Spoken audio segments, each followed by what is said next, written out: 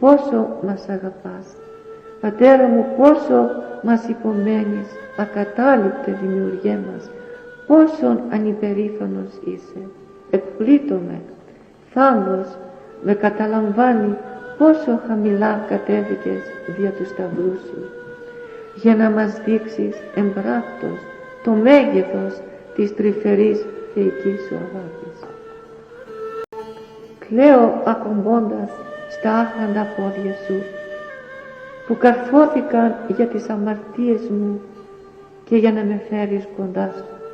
Ποιες ευχαριστίες να σου πλέξω, σαν μια ανθοδέσμη για ό,τι νιώθω κοντά σου. Το στόμα μου το ακάθαρτο το βάζω στις πληγές, στις σοφές, που τρέχει το θεϊκό σου αίμα. Παίρνοντας τούτο μέσα μου, ας μου γίνει φως και ζωή και αγάπη.